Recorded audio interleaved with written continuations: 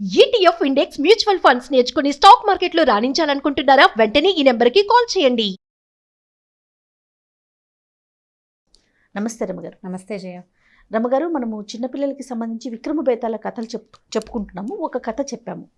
So చాలామంది మనకి comment రూపంలో తెలియజేస్తున్నారు, ఇంకా మరికొన్ని కథలు చెప్పండి అనేసి. ఇంట్రెస్టింగ్ అనిపిస్తుంది కదా. సో ఈరోజు ఇంకొక కథ ఏదైనా చెప్పుకుందామండి. అంటే చందమామలు అయితే పట్టువదలని విక్రమార్కుడు మళ్ళీ వెందిరిగాడని రాస్తారు. మళ్ళీ విక్రమార్కుడు నడిచాడు, చెట్టు దాకా వెళ్ళాడు. చెట్టు మీద నుంచి అక్కడున్న శవాన్ని దింపి భుజాన్ని వేసుకున్నాడు, నడవడం మొదలుపెట్టాడు. మళ్ళీ చెట్టు మీద నుంచి ఈ శవం వెనకాలే, అంటే అతని మృతదేహాన్ని ఆశ్రయించుకుని ఉన్న బేతాళుడు ఈ రాజుగారికి, రాజా నీకు మార్గాధ్యాస తెలియకనంటే నువ్వు నడుస్తున్నావు, నడిచేటప్పుడు బోర్ కొట్టకుండా ఏదో ఒకటి చెప్పాలి. పక్క వాళ్ళు మాట్లాడుతుంటే కాలక్షేపం బాగుంటుంది కదా, ఒక మంచి కథ చెప్తానని ఒక కథ చెప్పడం మొదలుపెట్టాడు. ఇప్పుడు ఈయన చెప్పినవి 25 కథలు కాకుండా మనం ఒక ప్రక్షిప్తాలు, అంటే పైనుంచి పెట్టినవి ఇంకా బోల్డ్ అని కల్పిత కథలే మన దగ్గర హెచ్చుగా ఉన్నాయి. చెప్దాం. మంచి మొదట ఒరిజినల్ స్టోరీస్గా, అంటే మొట్టమొదట కాలంలో సంస్కృతంలో చెప్పబడిన కథలు కూడా దొరుకుతున్నాయి, అవి కూడా ఉన్నాయి. సో వాటిలలో ఇది ఒక కథ అనమాట. ఒక ఊళ్ళోనట ఒక భార్యాభర్త, ఒక ధనవంతులైన భార్యాభర్త ఉన్నారు. వాళ్ళకి ఒక కొడుకు ఉన్నాడట. వాడి పేరు ఏంటంటే ప్రగల్భుడు, అబ్బాయి పేరు. ప్రగల్భత్వం అంటే ఏంటంటే అన్నీ నాకే తెలుసు, అన్నీ నాకే వచ్చు, ప్రగల్భంగా అంటే ఏం చేయాలో తెలియనప్పుడు కూడా ప్రగల్భంగా నవ్వాడంటారు. అట్లాంటి పేరు పెట్టారు వాడికి. అంటే లేక పుట్టాడు. వాడికి భయం తెలియదు. భయం అంటే ఏమిటో తెలియదు. చిన్నప్పుడు భయం తెలిసేది కాదు. చాలామంది చిన్నపిల్లలు బెదరకుండా ఉంటారు. కొంత వయసు వచ్చాక మెల్లిగా భయం తెలుస్తుంది. వీడికి 4 ఏళ్ళు వచ్చినాయి, భయం తెలియలా. 6 ఏళ్ళు వచ్చినాయి, తెలియలా. ఇంకా పెద్దవాడు అవుతుంటే క్రమంగా పెరిగే కొద్దికి వీడికి భయం తెలుస్తుందిలే అని అనుకున్నారు. వాడికి 8-9 సంవత్సరాల వయసు వచ్చాక వాడికి అర్థమైంది తనకి భయం తెలియదని, తను ఏ సాహస కార్యానికైనా చేసేయగలనని వాడికి అర్థమైందనమాట. పిల్లలకి తమని తాము తెలుసుకోవడం ఒక ఏజ్ వచ్చాకే కదా జరిగేది. వీడు అక్కడి నుంచి ఏం చేసేవాడు, ఆ కొండ నుంచి ఈ కొండ మీదకి దూకేయటం, ఓ తాడు పుచ్చుకుని ఈ కొండ నుంచి ఆ కొండ మీదకి వెళ్ళిపోవటం, నది ఎవరు ఈదలేని నదిని ఈదేయటం లాంటి సాహస కృత్యాలు చేస్తూ ఉండేవాడు. వాడికి పరమ సాహసికుడుగా పేరు వచ్చిందనమాట. ఏమి లేదు, ఎక్కడ ఏదున్నా సరే అదేదో శ్మశానంలో దయ్యాలు ఉన్నాయంటే ఏం పర్వాలేదని అక్కడికి వెళ్ళిపోతుండేవాడు. దాంతో వాడికి ఆ వచ్చిన పేరు వల్ల ఉత్సాహం వస్తుంది కదా, అట్లా చాలా సాహస కార్యాలు చేస్తూ ఉండేవాడు. కొన్నాళ్ళ తర్వాత వాడికి ఏమనిపించిందంటే, ఈ చిన్న ఊరు, ఈ కాస్త ప్లేసు, ఈ తెలిసిన మొహాలు అందరూ తెలుసు, ఇలా కాకుండా నేను ఎవరో తెలియని వాళ్ళకు కూడా నా సాహస కార్యాలను చూపించాలి. ప్రపంచంలో ఇంకా ఎన్ని వింతలు విడ్డూరాలు ఉన్నాయో, సాహసోపేతమైన కార్యాలు ఎన్ని ఉన్నాయో అవన్నీ చూసేయాలనిపించింది వాడికి. అనిపించేసరికల్లా వాళ్ళ అమ్మ నాన్నని వాళ్ళని పర్మిషన్ అడిగాడు, నేను ఊరు వెళ్తాను. అంటే మన దేశాటనకి వెళ్ళడం అనేది అసలు పాత కథల్లో ఎంత ఎక్కువగా కనపడుతుందో దేశాటనకి వెళ్ళటం. దేశాటనకి బయలుదేరాడు. అతనితో పాటు ఒక నౌకర్ని పంపించారు. వాడు సామాన్లు మోయటానికి, జస్ట్ సాయం, తోడు కాదు, సహాయానికి, పనులు చేసి పెట్టడానికి, కాస్త ఎక్కడైనా అడవిలో ఆగారనుకో వంట చేసి పెట్టడానికి, నీళ్లు తెచ్చిపెట్టడానికి అట్లా పనికుంటాడని ఒక కుర్రాడినే ఇతనికి తోడిచ్చి గుర్రము అవి ఏవో ఇచ్చి పంపించారు. సామాన్లు తెచ్చుకున్నాడు, బోల్డ్ డబ్బులు ఉన్నాయి, డబ్బులు తెచ్చుకున్నాడు. ఇక వెళ్ళే దారిలో వాడు ఎన్ని రకాల సాహస కృత్యాలు చేశాడు. అసలు అది అన్నీ ఇన్ని లెక్కలేదన్నమాట. రోజులు గడుస్తూ ఉన్నాయి. అప్పటికి 17-18 ఏళ్ళ కుర్రాడు బయటకు వచ్చాడు. మెల్లిగా వాడికి 20-25 ఏళ్ళు వచ్చినాయి ఈ దేశాటంలోనే. వాళ్ళ అమ్మా నాన్నకి కబురు చేయడానికి ఉంది. పాత రోజుల్లో అంచెటపాలు అవి చేసేవాళ్ళు. ఈ ఊళ్ళో ఈ ఉత్తరం రాసి పక్క ఊళ్ళో ఇవ్వమని, ఆ పక్క ఊళ్ళో నుంచి ఇంకో ఊరికి ఇవ్వమని అలా పంపించడానికి అంచెల టపా అనేవాళ్ళు. అంచెటపాలు దాని పేరు. అంచెలంచెలుగా వెళ్తుందనమాట. మనం ఒకడికి ఉత్తరం ఇచ్చామనుకో, వీడు పక్క ఊళ్ళో పట్టుకెళ్ళిస్తాడు. ఆ పక్క ఊళ్ళో వాడు ఇంకో పక్క ఊరికి వాడు, ఒకడే మనిషి కాదు, వేరు మనుషులు అంచెల మీద వెళ్ళేదనమాట. ఎట్లాగో వీడు ఫలానా ఊళ్ళో ఉన్నాడు, ఫలానా సాహస కృత్యాలు చేసి గొప్ప పేరు సంపాదించుకుంటాడనే వార్త తెలుస్తూ ఉండేది. వాళ్ళ అమ్మ నాన్న అనుకునే వాళ్ళు, వీడు ఎప్పుడైనా జీవితంలో స్థిరపడతాడా, అసలు ఎప్పుడు ఇవే చేస్తూ ఉంటే ఎక్కడ ఏం ప్రాణం పోతుందో వీడికి అలా అనిపించేది. పాపం వెయిట్ చేస్తున్నారు, ఎప్పుడో వాడు స్థిరపడ్డాడన్న వార్త వస్తుందని. సరే, కొంతకాలానికి వీడు కాంబోజ్ నగరం అని ఒక నగరంలోకి చేరాడు. చేరేసరికి అక్కడ బస దొరకల వాడికి ఎక్కడ ఉండడానికి, సిటీలో, ఆ టౌన్లో. అయితే కాస్త వాళ్ళని వెళ్ళి అందరినీ కనుక్కునేసరికల్లా వాళ్ళు ఏమన్నారంటే, ఊరికి వెలుపల, అంటే ఊళ్ళోకి వస్తుంటేనే పెద్ద భవంతి ఒకటి కనపడింది. ఆ ఇల్లు ఎవరిది, అది అద్దెకిస్తారా అని అడిగితే, అయ్యా ఆ ఇల్లు ఒక ధనవంతుడిది, ఆయన ఎప్పుడో మరణించాడు, భార్య కూతురు ఉన్నారు, వాళ్ళు సిటీ లోపల టౌన్లో ఉంటారు, ఆ ఇంట్లో ఎవరు అద్దెకి దిగరండి, అందులో ఏదో విచిత్రాలు జరుగుతాయంటే, ఆ విచిత్రమే అనగానే వీడికి అదే కావాలి. సరే, వీడేం చేశాడు, వాళ్ళ ఇల్లు వెతుక్కుంటూ పోయాడు ఆ నౌకర్ని వేసుకుని. వాళ్ళ ఇంటికి వెళ్ళి, అమ్మా మీకు ఒక ఇల్లు ఉంది కదా, ఆ ఇల్లు ఇవ్వండి నాకు, నేను కొద్ది రోజులు ఉంటాను, ఈ ఊళ్ళో ఉండాలనుకుంటున్నా. ఇక్కడ ఏంటంటే ఈ చుట్టుపక్కల చాలా తోటలు అరణ్యాలు అవి ఉన్నాయి, ఇక్కడ బోళ్ళు వింతలు విడ్డూరాలు ఉన్నాయి, అవన్నీ తన ప్రతిభని వాళ్ళకి చూపించాలి, అక్కడ ఉన్న వింతలు తెలుసుకోవాలి, అందుకని ఉంటానన్నాడు. ఆవిడేమందంటే మహారాజులాగా ఉండు నాయన, ఆ ఇంట్లో ఎవరు ఉండటానికి ఇష్టపడరు, అక్కడ ఏం జరుగుతుందో మాకు తెలియదు, వెళ్ళి ఉండమని. వీడు ఏం చేశాడు, ఆవిడ ఇంకో 2 నౌకర్లను ఇచ్చింది, తన పనివాడితోటి వాళ్ళతోటి ఇల్లంతా శుభ్రం చేయించుకున్నాడు. సరే క్లీన్ చేయించుకున్నారు. సాయంకాలం అయ్యేసరికి ఇల్లంతా శుభ్రపడిపోయింది. వంటవాడు ఏదో వచ్చి పనివాడు వంట చేశాడు, భోజనం చేశారు, వాడి దారిని వాడు పడుకున్నాడు. ఈయన పెద్ద పందిరి మంచం మీద చక్కగా పక్కేసుకుని పడుకున్నాడు. నిద్రపోయాక రాత్రి అర్ధరాత్రి, అప్పట్లో నిద్రలు ఏమిటి మనకు మళ్ళీ 11 నిద్రలు కాదు కదా, పెందరాళ్ళే నిద్ర. 7:30-8 గంటలకల్లా చీకటి బాగా చీకటి పడిందంటే ఇక భోజనాలు చేయటం పడుకోవటమే. పడుకున్నాడు, మంచి నిద్ర పట్టింది. మధ్యరాత్రికి అంటే 1 గంటకి అలా అయ్యి ఉంటుంది. మెలకు వచ్చింది అతనికి. మెలకు వచ్చేసరికల్లా దూకనా, పైనుంచి దూకేనా అని వినపడింది. పైనుంచి ఎవరో అడుగుతున్నారు, దూకమంటావా అని. దూకనా అన్నాడు. అర్థం కాలేదు అతనికి. ఏమిటి అన్నాడు. అదే నీ మీదకి దూకమంటావా అని అడిగింది. దూకే అన్నాడు వీడు. ఎవరైనా సడన్గా ఒక ఖాళీ ఇంట్లో 2 మనుషులు ఉన్నప్పుడు పైనుంచి ఎవరైనా దూకుతా అంటే భయం వేయద్దు. వీడికి భయం వేయలా. దూకే అన్నాడు. అయితే ఏమన్నాడు, మొత్తంగా దూకనా ముక్కలు ముక్కలుగా దూకనా అని అడిగింది పైనుంచి గొంతు. నువ్వు ముక్కలుగా కాదు పొడి పొడిగా దూకినా నాకేం అభ్యంతరం లేదు, దూకు చూస్తాను నీ సంగతి అన్నాడు. అనేసరికి ఒక 5 నిమిషాల్లో ముందో తలబడింది ఇతని మీద, తర్వాత ఒక ఆలు, ఓ చెయ్యి, ఓ మండే ఉంది, 5-6 ముక్కలుగా శరీర భాగాలన్నీ వీడి మీద పడ్డాయి. ఓకే. పడేసరికల్లా చూశాడు, వేరే మనిషి శరీర భాగాలు కనపడ్డాయి. మంచం దిగాడు. దిగి ఇలా ముక్కలు ముక్కలుగా పడి భయపడటం ఏమిటి, మొత్తంగా నీ రూపం ఏమిటో చూపించి నాకు చూస్తాను నేను నీ సంగతి అన్నాడు. భయస్థుడు కాదు వాడు, ధైర్యస్తుడు కదా, సాహసోపేతమైన ప్రయత్నాలు చేయగలిగేవాడు. అంత ధైర్యం వాడికి. నుంచో, నువ్వు ఎలా ఉన్నావో అసలు నాకు కనపడి ఈ ముక్కలేమిటి నీ సంగతి ఏమిటి అనేసరికల్లా సరే ఆ ముక్కలన్నీ వీడు చూస్తుండగానే అట్లా అట్లా అట్లా అట్లా దగ్గరకు వచ్చి ఒక శరీరం రూపం, ఆ దాల్చిన రూపం దీనంగా బుర్ర వాల్చి, ఓపిక లేదు ఆ శరీరానికి, ఉషోమని ఉందన్నమాట, అసలు దానికి శక్తే లేదు. లేక ఒక మగవాడు అతను తలకాయ బాల్చుకుని ఏమన్నాడంటే, నాయన నువ్వు భలే ధైర్యస్తుడు, పోయి ఎంతమందినో అడిగాను, ఒక్కడు సమాధానం చెప్పలే, పుంజాలు తెంపుకుని పారిపోయారు వచ్చిన వాళ్ళంతా అని. ఏం చెప్పాడంటే, ఈ ఇల్లు నాదే, ఈ ఇంటి ఓనర్ని నేను ఒక దొంగతనం చేశాను ఒక ఇంట్లో, చేసి తర్వాత నేను బాగా ధనవంతుడయ్యాను. నేను చేసిన దొంగతనం వల్ల ఒక ఇంట్లో చేశాడు చౌర్యంతో, తర్వాత నేను నా దొంగతనాన్ని దాచేసుకున్నా. నేను ఇంత గొప్పవాడిని అయిపోయి బాగా సంపాదించాను, నా భార్య కూతురు దగ్గర కూడా బోల్డు డబ్బులు ఉన్నాయి. నేను ఎవరికై దగ్గర ఇంట్లో నుంచి అయితే దొంగతనం చేశానో వాళ్ళు దరిద్రులైపోయారు, ఆ పాపం నన్ను పట్టి పీడిస్తోంది, దాంతో నేను ఇలా పిశాచి రూపం దాల్చి ఇక్కడ ఉండిపోయాను.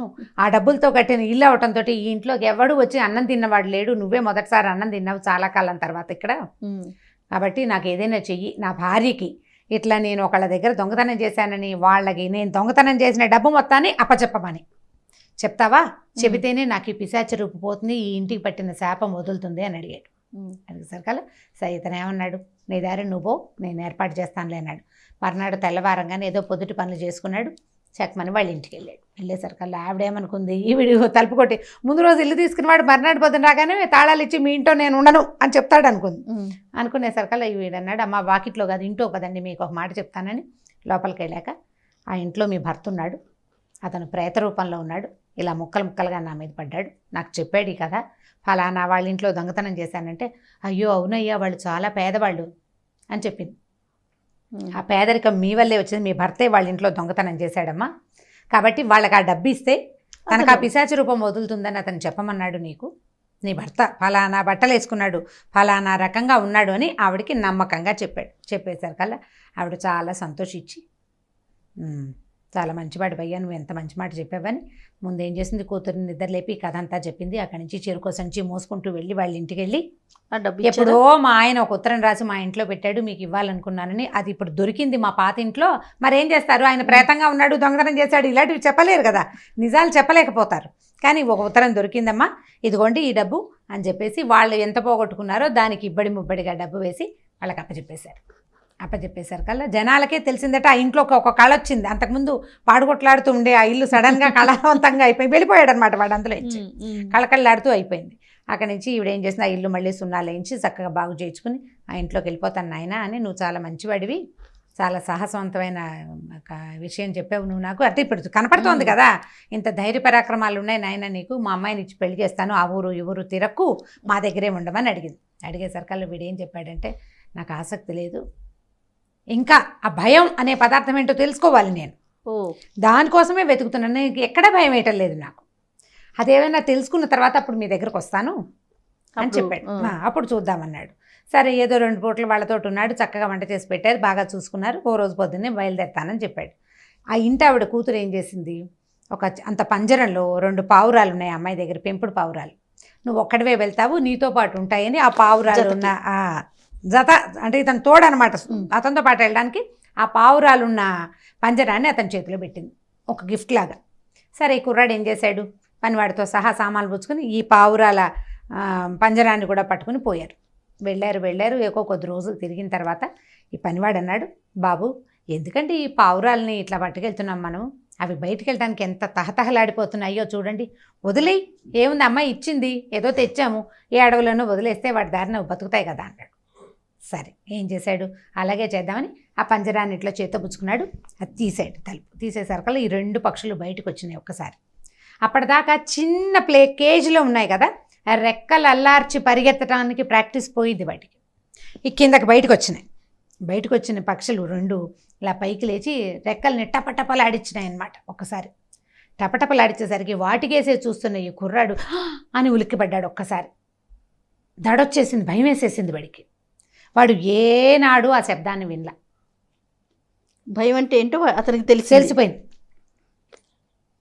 దడుచుకున్నాడు, భయం వేసింది అనమాట. ఒక్క క్షణం భయం వేసేసరికి ఈ పావురాలను వదిలిపెట్టేశాడు. ఒరే మనం వెనక్కి వెళ్ళిపోదాం పదరా కాంభోజ నగరానికి అని చెప్పి కాంభోజ నగరం వెళ్ళి నేను మీ అమ్మాయిని పెళ్లి చేసుకుని స్థిరపడిపోయాడు. వాళ్ళ అమ్మకి నాన్నకి ఉత్తరం రాసి పంపించాడు, ఫలానా వాళ్ళ పిల్లని పెళ్లి చేసుకున్నాను, మన జాతి వాళ్ళే, వాళ్ళు వ్యాపారస్తులే, వీళ్ళు వ్యాపారస్తులే, ఇగో ఫలానా రండని ఉత్తరం రాశాడు. అమ్మ నాన్న సంతోషించారు. కథ కంచికి. ఇప్పుడు భేతాళుడు అడిగాడు. ఎన్నో సాహస కార్యాలు చేశాడు ప్రగల్భుడు. ఒక మనిషి ప్రేతం ముక్కలుగా తన మీద శరీరం పడినా భయపడలా. అతి సాత్వికమైన సౌమ్యమైన పావురాల శబ్దానికి ఎందుకు భయపడ్డాడు? సమాధానం తెలిసి చెప్పకపోయావా నీ తల పగిలిపోతుంది. సమాధానం తెలిస్తే చెప్పాలి అని అడిగాడు. విక్రమార్కుడు ఏం చెప్పాడంటే దీనికి సమాధానం, ఎంత సాహసికైనా భయం తెలీదు అని అనుకోవటం పొరపాటు. మహాపరాక్రమశాలి అయిన వాడికి కూడా పిల్లంటే భయం ఉండొచ్చు. అది ఎప్పుడైనా తెలుసుకున్నప్పుడే తెలుస్తుంది, కానీ తెలియకపోతే లేదని అర్థం తెలుస్తుంది. ఇప్పుడు తెలియకపోతే మనకు తెలియదు అనుకో, తెలియకపోతే లేదని కాదు, నీకు తెలియకపోతే తెలియదని అర్థం. వాడికి దేనివల్ల భయమో తెలియదు, అంతేగాని భయం లేకపోవటం కాదు. వాడికి కూడా భయం ప్రతి వాడికి ఉంటుంది, మానవ సహజమైనది భయం అనేది. వాడు సౌమ్యమైన పావురాలు అవి మెత్తగా అంటే సాత్వికంగా ఉంటాయి, కానీ అవి కింద నుంచి పైకి లేచేటప్పుడు వాటి రెక్కల చప్పుడు అదాటును వింటే ఉలిక్కి పడతారు. వాటి రెక్క అవి ఫ్లైట్ మరి ఎగరడానికి వాటి రెక్క పుడుతు ఇంతే ఉంటుంది, అమ్మగారు తప్పమంటుంది. మామూలుగా పావురాలు చూసాం కానీ ఇప్పుడు ఆ సౌండ్ని అబ్జర్వ్ చేయాలి. ఆ సౌండ్ని అదిగా చూడండి, మన దగ్గర ఎవరూ లేరు, రూమ్ ఖాళీగా ఉంది, అలా మనం ఏదో చూస్తూ ఉన్నాం, సడన్గా ఒక చిన్న నట్టు లాంటిది టంగమని పడింది అనుకో అంటాం. నట్టుకు భయమా? నట్టు అంటే భయమా మనకి? కాదు, సౌండ్. ఆ క్షణంలో మన గుండెకి బెదురు వస్తుంది. ఈ గుండె అనేదే బెదిరేది అని అర్థం, గుండె అంటేనే. కాబట్టి అమిత సాహసికుడైనా కూడా ఆ శబ్దానికి భయపడడం మానవ సహజమైన క్రియ. కాబట్టి బెదిరిన తర్వాత భయం అంటే ఏమిటి అనేది వాడికి అర్థమైంది. ఇక సాహస కార్యాలు చేయలేదు వాడు అని చెప్పాడు విక్రమార్కుడు. చెప్పగానే భేతాళుడు, రాజా మౌనవ్రతం తెప్పావు, నీతో నే రాను అని ఈ శవంతో సహా భేతాళుడు ఎగిరి మళ్ళీ చెట్టెక్కేశాడు. ఎక్కేయంగానే ఈయనేం చేస్తాడు మరి, అక్కడ ఉన్న సన్యాసికి ఈ బాడీని తీసుకెళ్ళి ఇవ్వాలి. అందుకని ఈ పట్టుబదలని విక్రమార్కుడు మళ్ళీ వెనుదిరిగి చెట్టు వైపుకి నడవడం మొదలుపెట్టాడు. కథ కంచికి మనం ఇంటికి. సో ఈ కథ చూడండి, విక్రమార్కుడు సంగతి చూద్దాం. ప్రతిసారి చెప్పాలి యాక్చువల్గా, కానీ ఒకసారి చెప్పి వదిలేద్దాం అనుకున్నాను అనమాట. ఇప్పుడు ఇది ఒక పెద్ద పని, ఒకడు నిన్ను అడిగాడు ఈ పని చేస్తావా అని. వెళ్ళాడు, ట్రై చేశాడు, కుదరలేదు. బాబు నీ శవం రాదు, ఈ భేతాళుడు ఇక్కడ ఉన్నాడు, నేను చెయ్యను అని చెప్పాల విక్రమార్కుడు. చెప్పకుండా పట్టు మళ్ళీ వదల్లా. వెళ్ళి మళ్ళీ వెళ్ళి మళ్ళీ వెళ్ళి ఎన్నిసార్లో వెళ్ళి చివరికి ఆ శరీరాన్ని తెచ్చిచ్చాడు. ఇచ్చాడా రమ్మగారు? మ్మ్. ఇచ్చిన స్టోరీ కూడా ఉందా? ఖచ్చితంగా ఉంది. ఓకే చాలా రోజుల తర్వాత చెప్తాను, ఇప్పుడే చెప్పను ఆ కథ నేను. ఓకే. అది నాకు కూడా ఒక 15-16 ఏళ్ళు వచ్చాకే నేను ఆ కథ చదివాను. అంటే నేను నా 6వ ఏట నుంచి ఈ కథలు చదువుతూ ఉంటే ఆ పర్టికులర్ కథ అంత వయసు వచ్చాక ఇంచుమించు నేను కాలేజీలో చేరాక మా లెక్చరర్ ఒక ఆయన చెప్పారు నాకు. చాలా కాలం తర్వాత తెలుసుకున్నాను. అందరికీ తెలిసే, కొంతమందికి అందరికీ అనకూడదు. తర్వాత ఏమైంది అని చాలామంది క్వశ్చన్స్ కూడా వేస్తున్నారు. నీకు కూడా అదే ప్రశ్న ఉంది.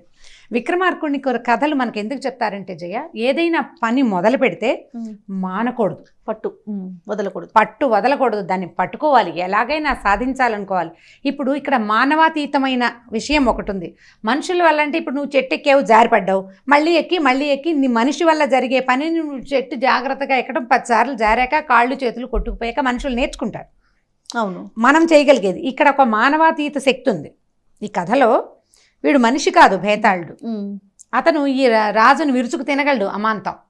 అయినా కూడా అతని ఆ సాహసోపేతమైన బుద్ధి వల్లే ఆయన్ని మనం ఎప్పుడు చెప్పుకుంటాం. ఓకే, విక్రమార్కుడి కథలు చెప్పుకునేది ఎందుకంటే ఊరికే మనం కథ విని అందులో ఉన్న పజిల్ని విప్పడం కాదు.